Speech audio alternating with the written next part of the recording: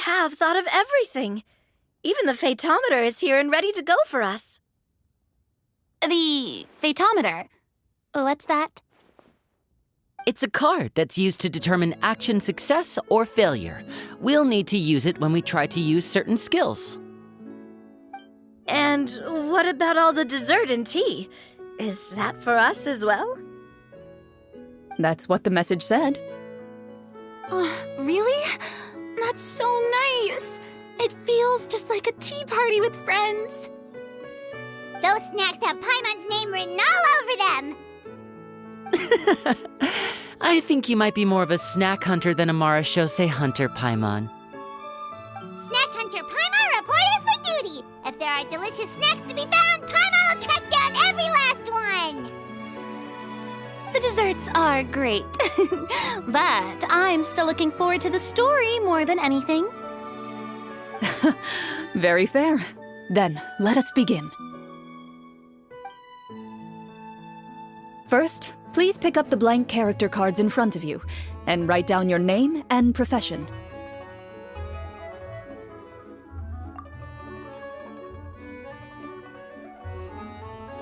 You can find an abbreviated version of the rules printed on the back of your character card.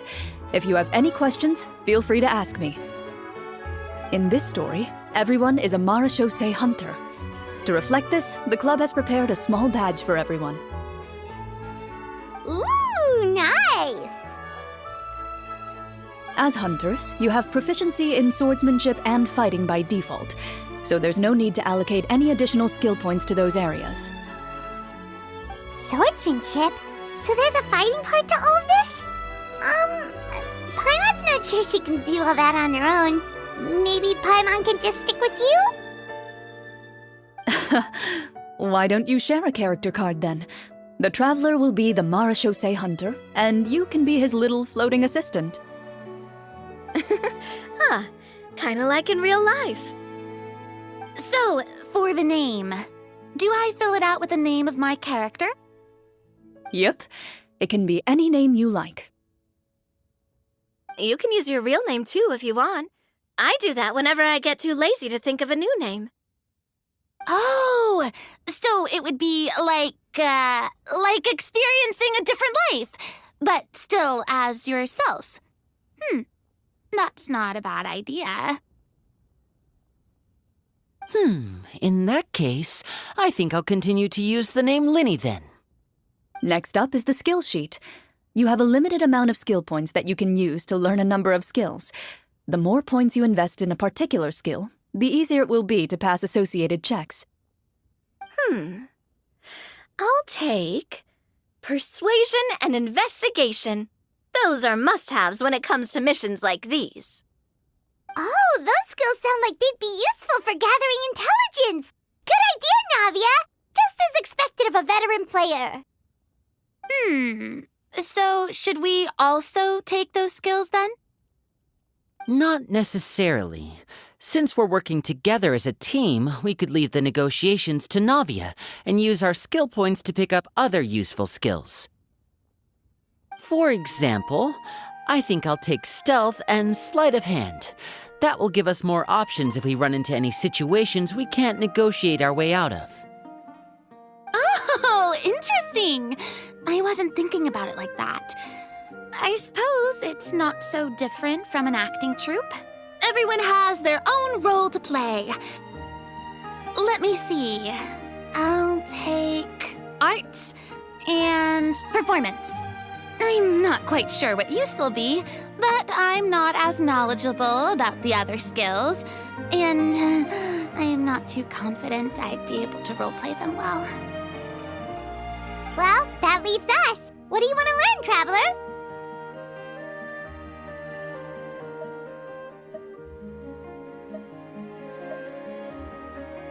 Ha! Gotta say, this suits you really well. Nothing boosts morale like good food. Oh, something that'll help you get a read on other people's thoughts. Sounds useful. So what do you think? Are you sure you want to learn these two skills? Let's see. Oh, Looks like you each have enough points to choose one final skill. You've all picked such classic skills. It's fine to go a little bit out of the box, you know. Why do I get the feeling she's getting ready to cause trouble? For example, this one here. Summon. Doesn't it sound super mysterious and cool? Oh, I saw that one just now as well. The description says, this skill can be used under certain circumstances to summon characters or creatures that fit the script's world-building rules. The script's world-building rules, huh? But how are we supposed to know what a Marashose hunter can summon? Oh, that's not for us to worry about, my friend. Just learn the skills that interest you, and the GM will take care of the rest. All right, you've convinced Paimon. Let's learn summon, then. Paimon can't wait to see what kind of thing shows up. Well, now that everyone's more or less finished creating their characters, we can begin. Since 2 of our players are doing this for the first time, though, let me ask. Would you like to play on easy mode or authentic mode? What's the difference between the two? Well, in role-playing games, the story sometimes changes based on the decisions of the players and the results of the Fatometer. For example, if you fail a check, that means you cannot use the target skill in that scenario. A critical failure may even result in further negative consequences. If you choose to play in authentic mode, every time you elect to use a skill, you'll need to use the Fatometer to see whether you succeed or fail, and face any consequences that may follow. If you choose easy mode instead, every check will be successful by default, and you won't have to worry about luck playing a factor.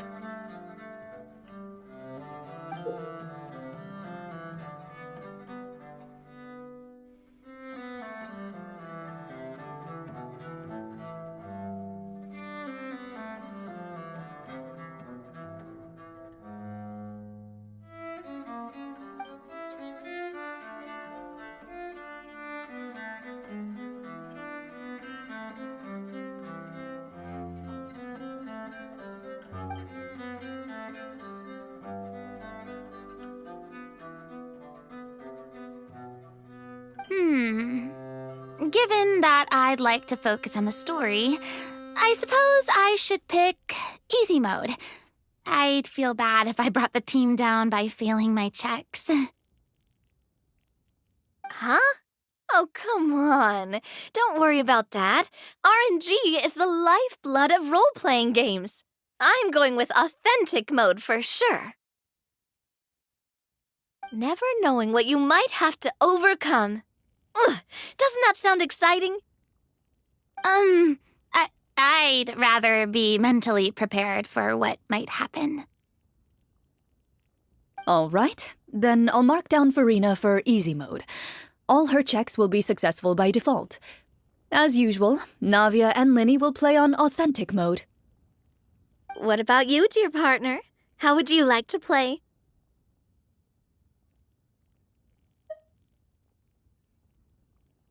Are you sure?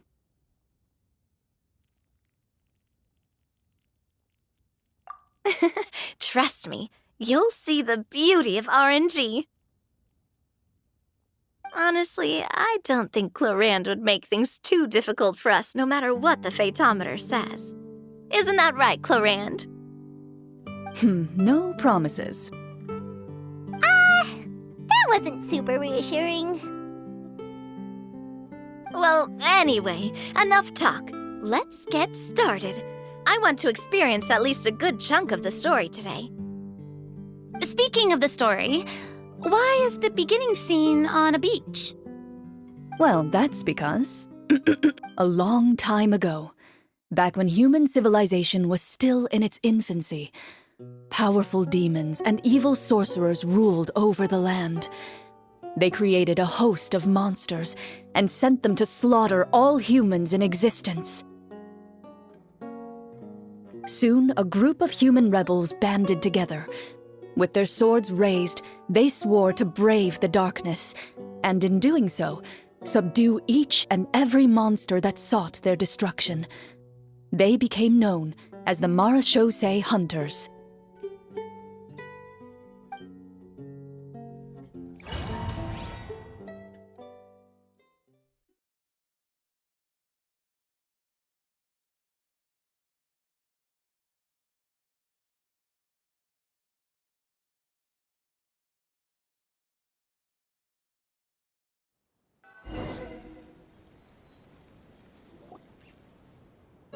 Sometime later, as a member of the Marachose Hunters, you receive a commission. Following the address provided on the message, you take a boat and arrive at this strange city. As you inhale, you can taste the slightly salty air of the docks as you begin to survey your surroundings. There aren't many people in the vicinity, but you do take note of a few others who, like you, seem to be sizing up this place. Your eyes meet, and you realize these people are fellow Marachose hunters, likely led to this location after receiving the same commission as you. You're all Marachose hunters too, right? Allow me to introduce myself. The name's Navia, monster hunter by trade and helpful neighborhood businesswoman on the side. What say you to traveling together? We can help each other out on the road.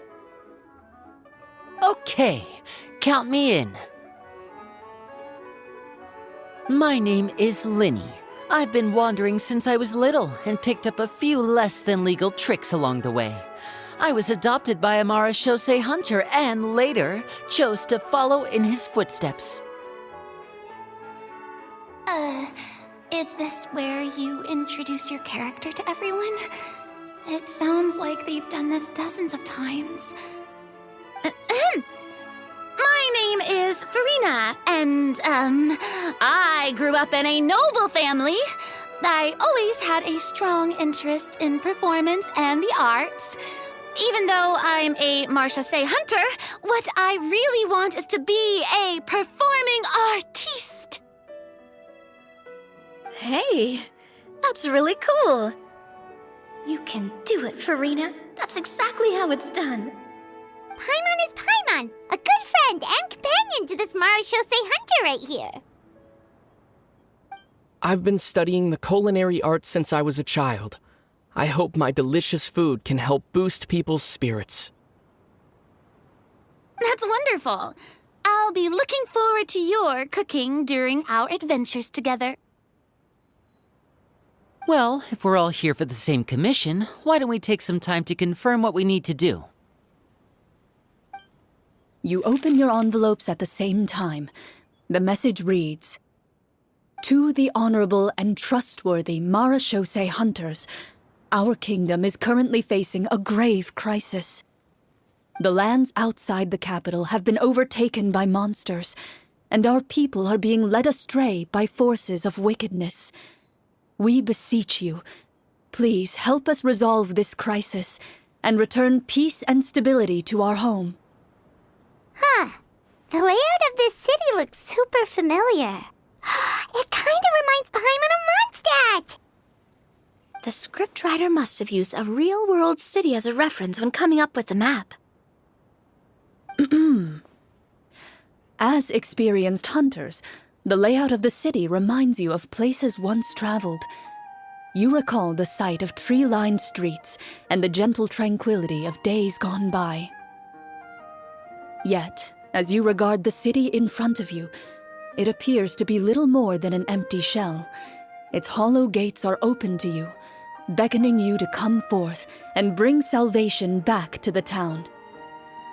I carefully read every line of the letter and turn my attention to the signatures at the bottom. Who issued this commission to us? You see a long string of unfamiliar names. It would seem that many of the residents of the city issued this commission together. They sensed that things were not right within the kingdom and sent a distress signal to the outside world. In that case, why don't we take a walk around the city and see if we can learn anything from the local residents? idea. We might be able to get some leads on the monsters and bad guys we're after. You look up and see a tavern nearby. It appears to be open for the day. Why don't we go check out that tavern? If the novels I've read are anything to go by, taverns are usually full of information.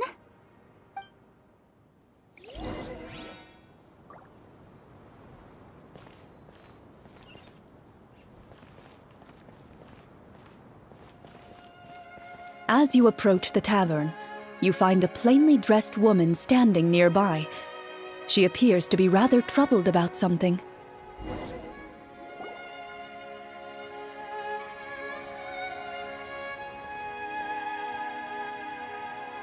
Greetings, friend. Lovely weather we're having today, don't you think? Oh, hello. I suppose you're right. The weather today is quite lovely. If only those monsters out there would stop causing trouble. It seems like every character included in the script has a certain amount of useful information to offer. If we keep asking questions, we might be able to get some good leads. Oh, come now, don't be sad. Life is all about optimism. Oh, that reminds me. What did you have for breakfast this morning? Huh? I don't think that's the kind of question we're supposed to ask. Nothing turns a frown upside down like good food. How about some macarons? I could make you some. You didn't even take cooking as one of your skill proficiencies. That's not necessary, miss. Excuse me for saying this, but you don't really look like a chef. Besides, I'm not really a fan of sweets. So you're someone who barely smiles and doesn't like sweets. You're really starting to remind me of this one friend of mine.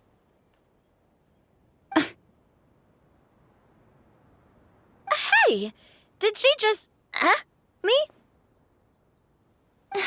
Clorinde must have broke character for a second. This isn't getting us anywhere. Traveler, maybe you can think of something.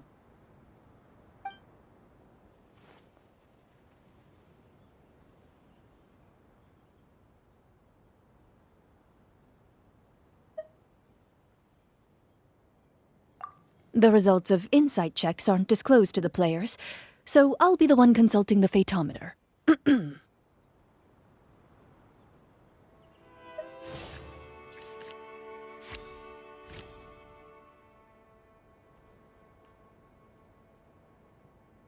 You recall all the lessons you've learned in your time and begin to carefully observe the woman's mannerisms.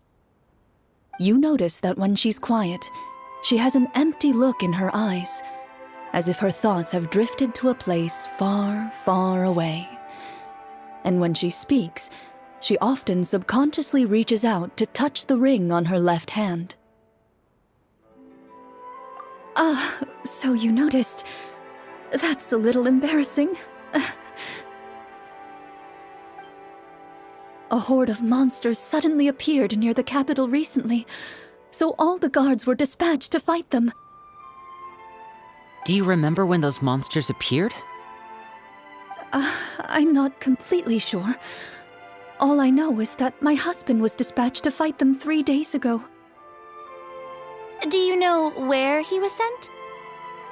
It all happened so fast. When we said our goodbyes, he couldn't even tell me where they were sending him. You have our thanks, friend. We'll find and defeat those monsters as soon as possible. We sincerely hope your husband will be able to return to your side soon. Oh, thank you. Don't worry. We'll find him. Just try to remain optimistic and wait for good news. We don't always get to choose what happens to us. But we do get to choose the little things like what we eat and how we respond to the things life throws our way. I hope that one day you too will recognize the power of something as small and inconsequential as a delicious dessert. I'll do my best. You bid farewell to the woman and continue your journey further into the city.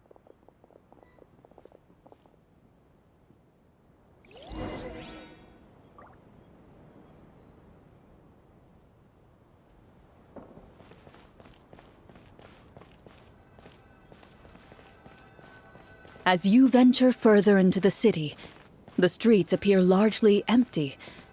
An elderly woman walks past. You see her shake her head as she puts away her wrinkled wallet. A nearby merchant folds his arms and gives you a disdainful look. You get the impression that he's someone who has long gotten used to the sight before him.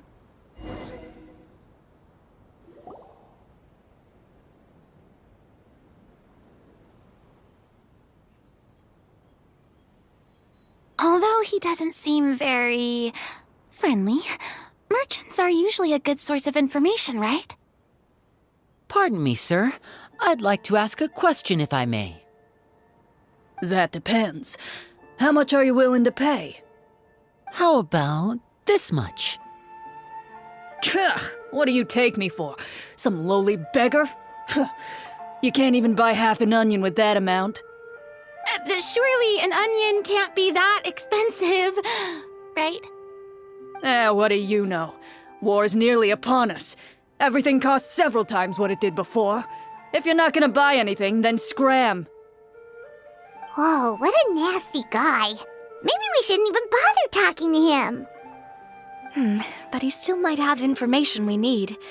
Traveler, can you think of something?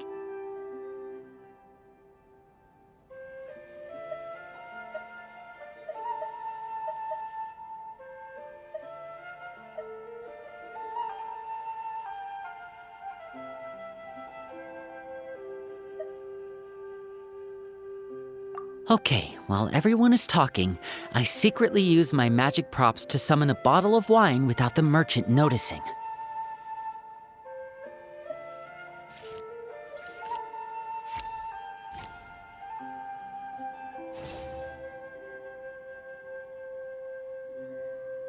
We meant no offense, sir. Here, allow me to offer you this bottle of vintage wine, made only from the finest grapes. I'll just leave it here. Please, enjoy it at your leisure.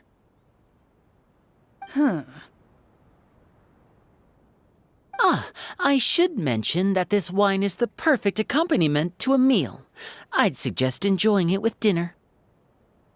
All right. Go on and ask. What do you want to know? Do you have any information on the monsters or the crisis that has overtaken the kingdom? Crisis. If you ask me, there's a crisis everywhere you look. Those monsters are camped outside the city, and they've been destroying all our trade routes. We have limited reserves within the city, so if this continues, we're all gonna be in big trouble. Wait, you're saying no one has put a plan in place to distribute supplies or maintain order? We could all starve and those nobles in the palace wouldn't even break a sweat. Who knows? Maybe they've been in cahoots with the monsters all along. That is concerning.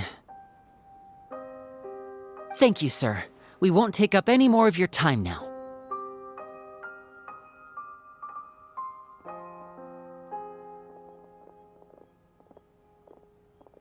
Hey, why did you leave in such a hurry? Well, you see, that bottle of wine was just a cardboard prop. Should we try to go somewhere with more people? Oh, how about the city square? Follow me.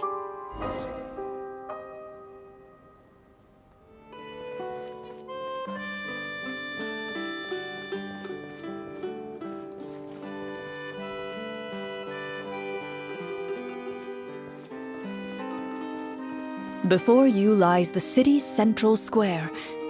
You see a man with a slightly anxious look on his face, pacing back and forth, his head hanging low. He doesn't seem to notice your approach. Still immersed in his own thoughts, he shakes his head and lets out a long sigh.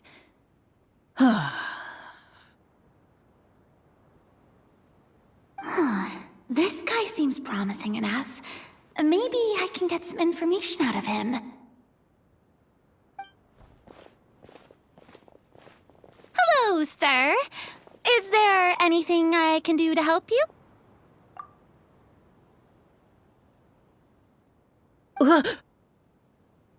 Wait, you're... I'm... Oh, dear goodness! You're a Marashose hunter! You recognize us? Ah, are you one of the people who wrote the commission letter? Yes! Oh, I didn't expect you to actually come! Oh, what great news! The city is saved! What happened here? Alas, we once lived comfortable, carefree lives. This city used to be free of monsters. The first Marashose hunter, Casiodor, the Golden Hunter, he was the one who drove them back. However, monsters have once again surrounded the city. Perhaps the seal that kept them at bay has lost its power. Or perhaps an evil sorcerer has been meddling in our affairs. All I know for sure is that their return has stripped the city of any chance at peace. Are there not enough soldiers to drive them out? It's not a question of numbers. The guards simply have no idea how to deal with them. Most people my age have never even seen one of the monsters, much less been trained to fight against them. What's worse, many of us don't even know the history of the Marashose hunters anymore. When I was a child, though, my grandfather would tell me stories about how the Marashose hunters drove back the monsters. So, on the off chance that something might come of it, I decided to reach out to you. To be perfectly honest, I was starting to think all those stories were just tall tales. But now that I've seen you in person, I finally know that it was true! Well, you can rest easy, friend. The righteous and formidable Marashose hunters are on the case. The man is touched by your determination and resolve. His eyes begin to well with tears of relief. Still, if we are going to hunt the monsters, we need to know where to find them. Can you give us any leads? All I know is that the area outside the city is dangerous. I'm afraid I can't point you toward a specific location. Oh, although, if you leave the capital through the main gate and follow the road, you should run into a group of guards. They might know more about where to find the monsters. I see. We'll go look for them then. All right, be careful. Oh, and one last thing. The monsters outside the city are just part of the problem. There are evil sorcerers inside the city as well, so be on your guard. They're actively working with the monsters, and have corrupted the court ministers with malicious magic. They're the reason why, even inside the city, everything has been a giant mess.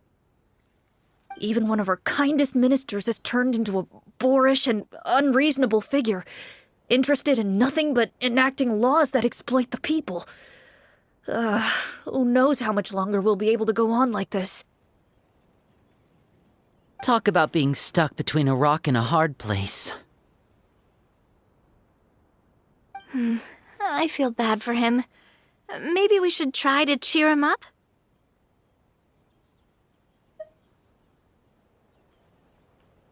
Huh? Like, now? Is this really the right time?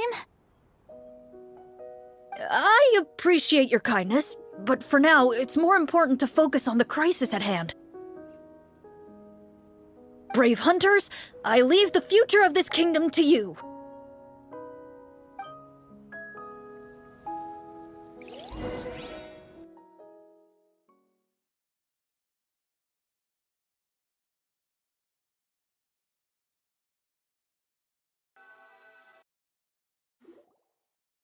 If I understood correctly, there are currently 2 problems in the kingdom that need solving, right? Exactly. We need to defeat the monsters outside the city and take down the evil sorcerer stirring up trouble from within. But which problem should we tackle first? Well, this seems like a good moment for a break. Take some time and discuss what you want to do. Let me know when you've made your decision. I really didn't expect the people in the city to keep us at arm's length like that. I totally thought the hunters would be treated like heroes. Well, Clorinde said the script took cues from the real history of Fontaine, right? Maybe the real-life Marachose hunters were also treated like that. I wouldn't say it's a perfect representation of history, but there are definitely some similarities. Would you like to hear more about it? Sure. As long as it doesn't spoil anything in the script. You brought up bits and pieces of the hunter's history before, but it was all in passing.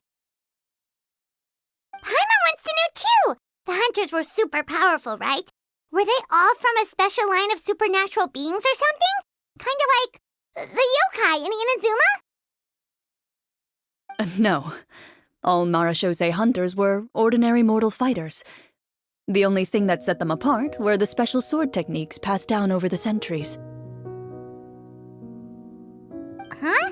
So you mean anyone could become a Marachose hunter? In theory, yes.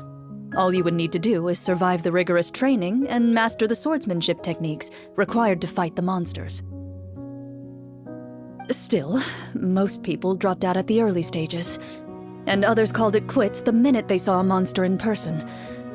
To become a hunter, you must be strong in both body and mind. What kind of monsters did the hunters fight exactly? Oh, and the evil sorcerer the script mentions. Did they exist in real life too? The land of Fontaine once played host to an ancient dynasty known as Rapperia. After that dynasty fell, monsters began to appear, intent on obstructing humans from establishing a new social order. One of the ancient sorcerers of Rapperia used his power to assemble a formidable army of golems. He sought to use that force to establish himself as king. Now wait a second. Don't tell me that guy was the inspiration for the evil sorcerer in the script. We still haven't found any in-game information on him yet. So, why don't you talk about someone else for now? Well, I wasn't planning on going into anything you might be able to find out in the game. But if you want me to talk about something else, then... how about Casiodor, the Golden Hunter? Or Egeria, the ex-Hydro Archon? Wait, but those people are all from a super long time ago. Where did you learn all this, Clorinde? From my master. Huh. By master, you mean Miss Petronia? Is someone you know? Absolutely. Miss Petronia and my father were good friends. Back in the day, she would often bring Clorinde over to play, but then... Let's not get off topic. Anyway, back to what I was saying. Responding to Egeria's call, a number of warriors followed Casiodor into battle against the monsters. This group of warriors, under Casiodor's leadership, became known as the Marachose Hunters. Yet, as Fontaine entered an era of peace, their work gradually became obsolete. The Marachose Phantom, originally an association made up of hunters, eventually came to be predominantly comprised of Melusines. Ah, I see. That explains why most of the people in the script have forgotten the hunters or think of them as nothing more than a legend. Is that really a bad thing, though? It can get tough always being the one shouldering everyone's expectations. Depends on who you ask, I suppose.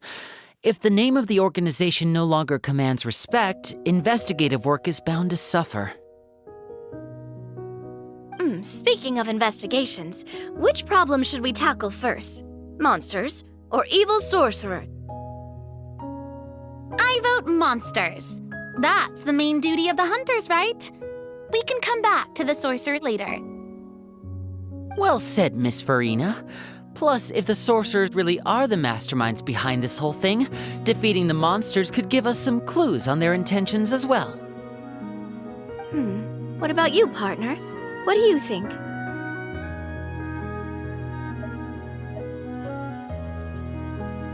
It's decided then. All right. After some discussion, you decide to turn around and head out of the city.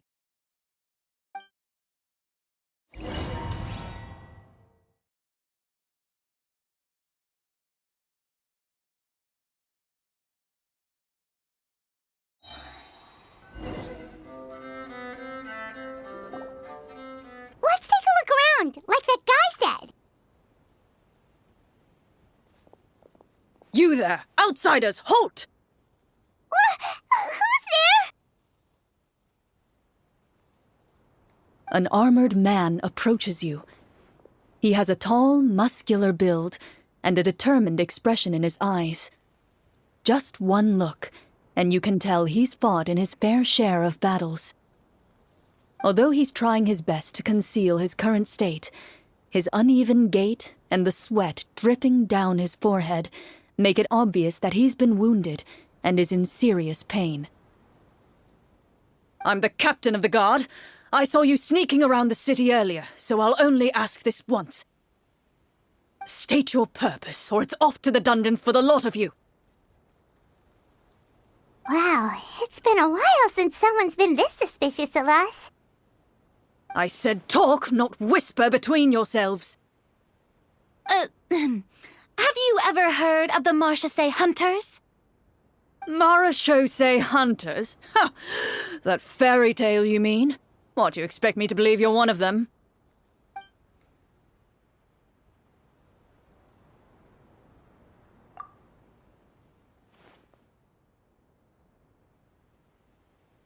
Sir, we were indeed in the city earlier, but our purpose was only to gather information on the monsters. We're here to help the city and all the people within it. Your guards are still fighting the monsters as we speak. They could be seriously wounded and in grave need of support. You need all the help you can get.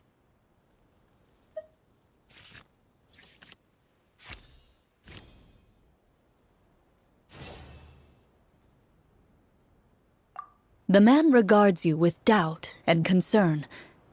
After a period of inner struggle, he lets out a long sigh and informs you of the locations where the monsters have appeared.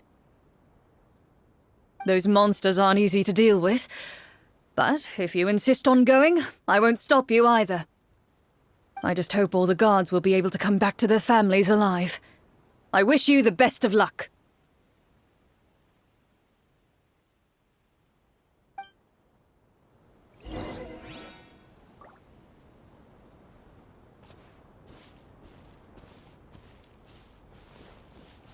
Based on what the captain said, the monster should be right up ahead. Let's go. Hopefully we're not too late.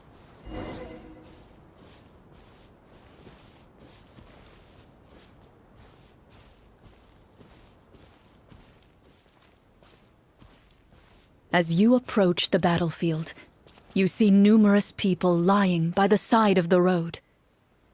They appear to be dressed like guards. Their faces are filled with desperation and terror. Some are screaming and cursing in vain, as if still trying to banish the monstrosities they saw from their minds.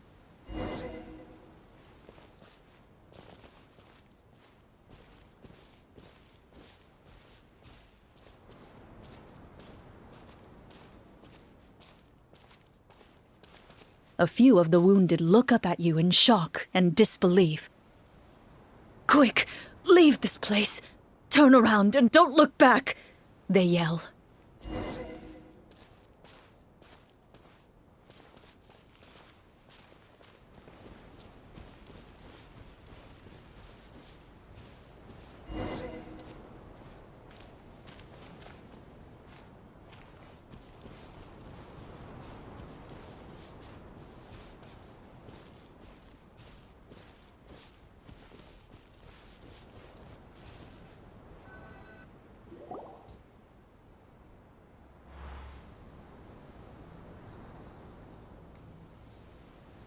This is the place he mentioned, right?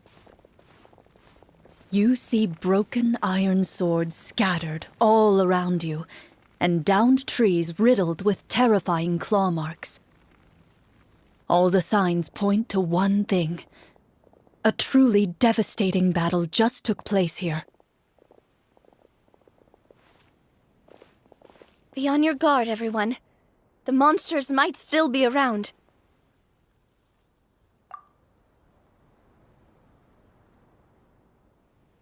Before you can finish your sentence, you hear rustling sounds from the surrounding bushes.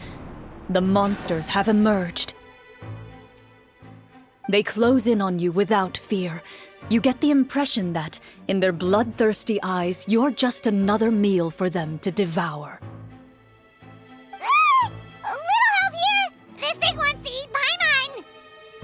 Your battle round begins now.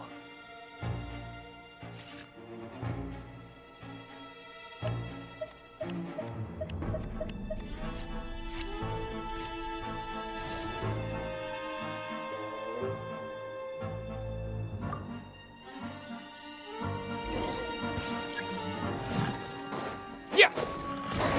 Water jet!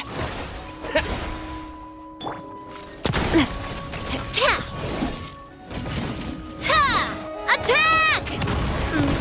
That's the way. Step right up. A round of applause.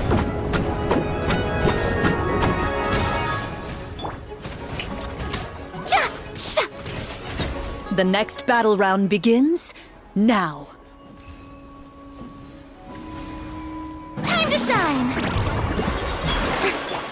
Now disappear. Go! Wipe out! Watch out!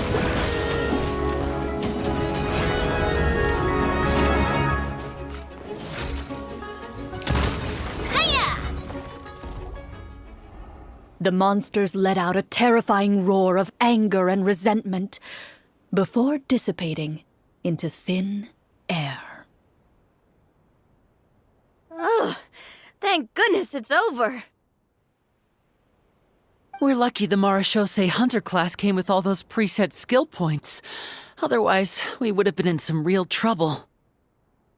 I never knew the Fatometer even determines the amount of damage you inflict. If you get unlucky, isn't it just game over right then and there? That's part of the fun. The uncertainty of fate is what gives these games their appeal. Just as you begin to celebrate your victory, a suspicious lump on the ground catches your attention. A suspicious lump. Wait, could it be the thing that appears after every battle? I walk up to it, crouch down, and begin to carefully examine it. I've still got my right glove on, so it should be fine for me to touch it, right? As you investigate the mound, you discover that the exposed portion appears to be made of wood. It was previously obscured by the large form of the monsters.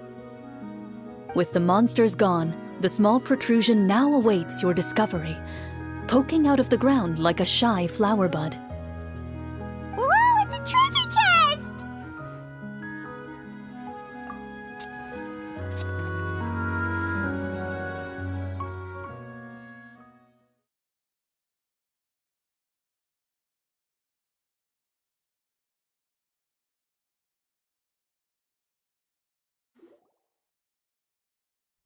With everyone's help, you successfully excavate the wooden chest from the ground. Even without opening it, you can tell from the mora and jewels scattered around the chest that it must contain quite the fortune.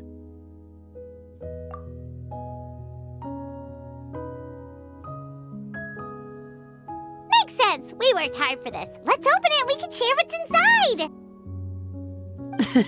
I can understand your excitement, Paimon, but think about it. Doesn't it seem like there are people out there who need this treasure more than us? Yeah. Think about all the people suffering in the capital, or all those guards who got hurt fighting the monsters. Wouldn't it be better if we gave the treasure to them? Wait, Is that how it works? Paimon thought since we were the ones to dig it up, we could just take it for ourselves.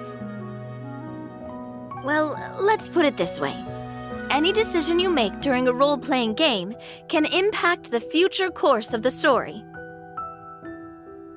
But would the people really believe us? It's hard enough for us to prove we're Marchose hunters.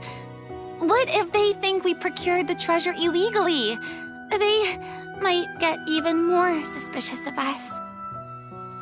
That's definitely something we should consider. Maybe we can come up with an explanation in advance. Well, if donating it could cause that much trouble, why don't we use it to buy some gear and fill up on good food? Then we'll be ready to fight even more bad guys. Looks like you're facing a difficult choice once again. Well, it's getting late. Why don't we call it a day for now? Wow, where did the time go? I'm not sure if it's because I'm having so much fun with you all or because the story is particularly enticing, but I feel like I could almost keep going. Here, here. Ooh, how about we play through the night? I'm not sure I'll have enough energy for that. Yeah, that won't work for me either. Lynette will give me an earful if I get home too late. I understand how you feel, Navia, but we have to change venues for the next part of the story anyway. Huh? Another location? There's a special note for the GM at the end of this section that says to proceed to an indoor set for the next part of the script. Whoa, they really pulled out all the stops for this new script. Well, even if we end the game for the day, we can still stay a little longer and hear Clorinde finish her story, right? Paimon wants to hear more about the history of the hunters. Something tells me you just want to finish the free desserts before we break for the day. That's just a coincidence, okay? Besides, to Paimon, not finishing free food feels even worse than having to buy her own. And anyway, Paimon really does want to hear more about Clorinde's master.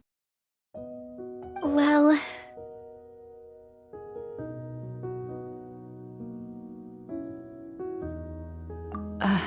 It's nothing. I appreciate the concern, but it's all in the past.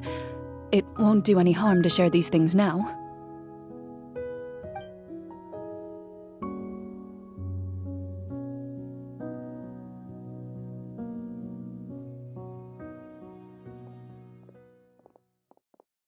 My earliest memories are of living with Master.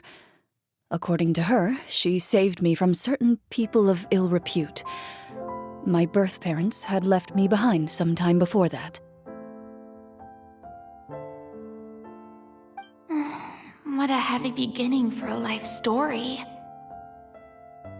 Master was a fascinating individual, if inexperienced in the ways of raising children. My first ever toy was a short sword, although I suppose it wasn't so much a toy as something Master removed from her waist and handed to a noisy child in need of distraction. Wait, so she handed an actual sword to a child? Isn't that dangerous? Did you hurt yourself? Of course I did. I cut my palm and bled quite a lot. But Master was not concerned. She just stood there and casually lectured me about it. See? That's what you get for not holding the sword properly, she told me. She then crouched down next to me and said, "Give me your hand. I'll teach you to bandage this wound. After that, it's time to learn how to truly hold a blade." Excuse me for asking this, Clorinde, but how old were you exactly when all this happened? Probably around, 3, give or take. 3? Isn't that when most kids are still struggling to hold a fork? As I said, Master was rather inexperienced in the ways of raising children. She believed trial and error was the best way to teach a child what they're capable of. I'm not so sure this is a question of experience. I didn't see anything wrong with her ways at the time. And anyway, children don't get to choose how they're raised. Oh, she did bring me back a pet from Liyue once. It was a Geovishap hatchling. A Geovishap hatchling? For a pet? That seems even more dangerous! What she said was this: make sure to get along, you two. If you really can't agree on something, just settle it with a fight. Whoever loses is the real pet. And how old were you when this happened? 5. Well, did you win? No, I lost. So you're saying you actually became the Geovishap's pet? Yes, but only for a week. By the end of that week, I defeated it in combat, and we've shared a cordial relationship ever since. That really doesn't sound like the kind of childhood someone should have. Later on, I gradually understood that Master most likely didn't know any other way to raise a child. She was a Marashosei hunter, but I never heard her bring up her own parents. Thanks to her, I learned how to navigate the forest by the age of 6, and could hunt monsters in the wild by myself the year after that. Even though the training she subjected me to was strict, she always made sure to take me traveling when she had the time. We met many of her friends during those days. That was also how I met Mr. Callis and his family. I still remember the first time we met. You were too scared to join our picnic and hid behind Ms. Petronia the whole time. I still hadn't really met many children my age at that time, so I didn't know how to interact with others. After that, though, you started coming over a lot. You loved challenging people to shooting competitions, remember? I don't think many members of the Spina ever beat you in one of those. I had a lot of fun during those days. I enjoyed them too. Oh, do you remember that one time we went exploring around the Spina together?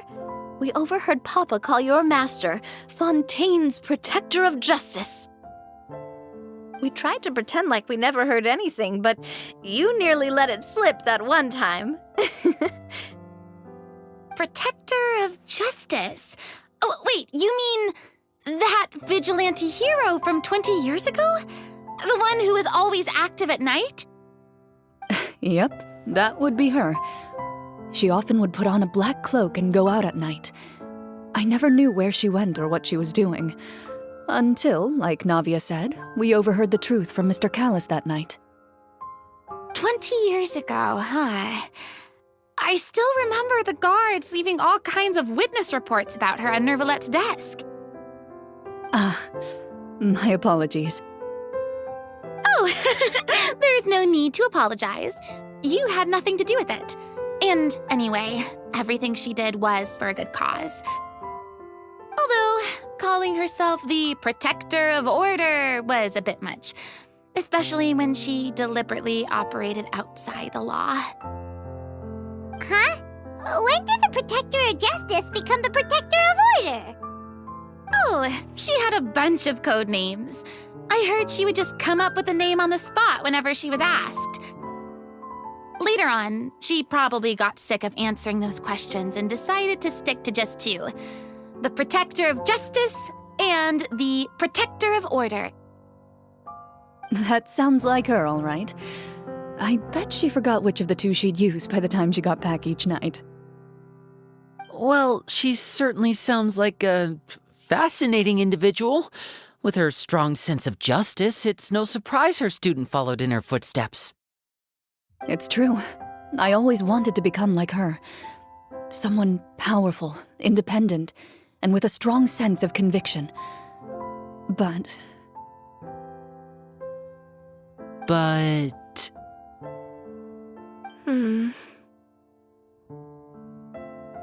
She suddenly disappeared the night I turned 10 years old.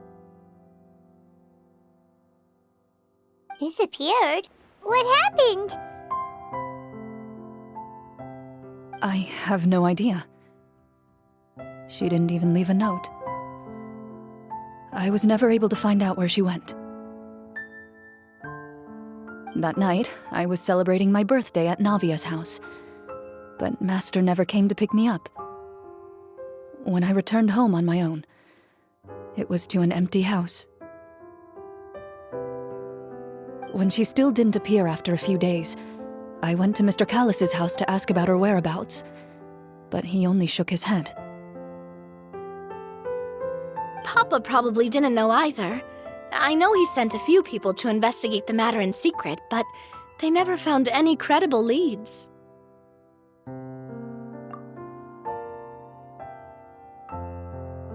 Don't worry, I understand. To be perfectly honest, given Master's personality and way of doing things, it all made a lot of sense. If I had to guess, I'd say she probably used it as an opportunity to force me to become independent. Just like how, when a litter of kittens reaches a certain age, the mother willingly leaves them behind. Were you upset, Clorinde? I was at first, but not anymore. I don't believe Master would suddenly disappear for no reason. There must have been something she just had to do. Well, despite everything, you still managed to follow in her footsteps and become the greatest champion duelist in all of Fontaine. You're practically a living symbol of law and justice. I suspect my position would be far too by the books for her.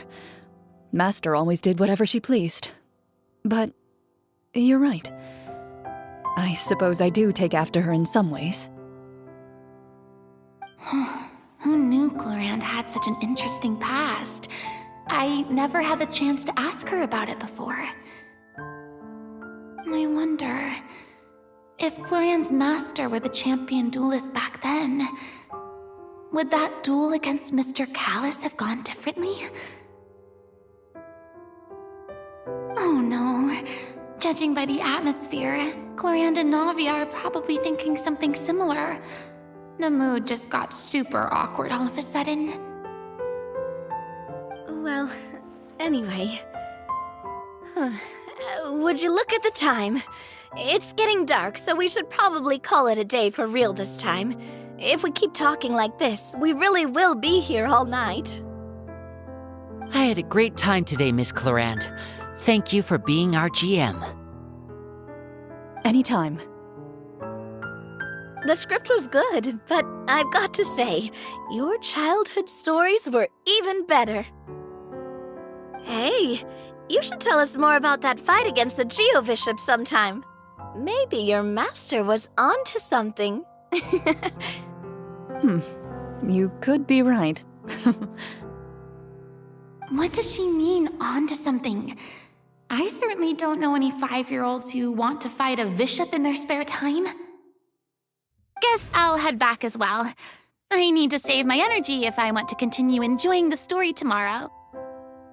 You're that excited to hear about my fight with the bishop? I was talking about the script.